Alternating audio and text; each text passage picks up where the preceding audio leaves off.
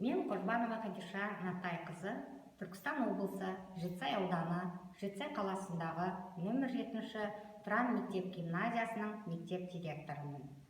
Мектеп кітапханасын жаңа көркем әдеби кітаптармен толықтыру мақсатында білім және ғылым министрі Асқар Аймағамбетовтің бастауыменен оқуға құштар мектеп атты жобасының аясында ұйымдастырылып отырған кітап пирамидасы эстафетасын бастағалы отырмын.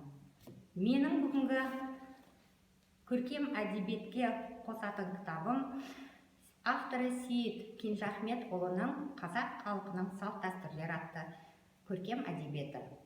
Қазақ халқының салт-дәстүрлері атты көркем әдебиет 1-ші сыныптан бастап 11-ші сынып оқушыларына шейін үлкен көмегін тигізеді деген ойдамын.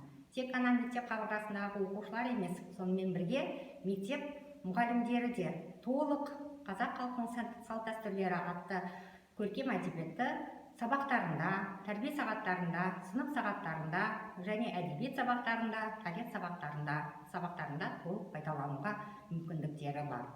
Сондықтан менің бүгінгі таңдағы мектеп кітапханасына жаңа көркем әдебиет толықтыру мақсатында қосқан үлесім осы қазақ халқының салт-дәстүрлері атты көркем әдебиетім. Ал енді келесі эстафетаны мен өзімнің шәкіртім, әрі бүгінгі таңда нөмір 7-ші Тұран мектеп-гимназиясының директордың инновация жөніндегі орынбасары Аралбаев Табиғат Маратұлына жолдаймын.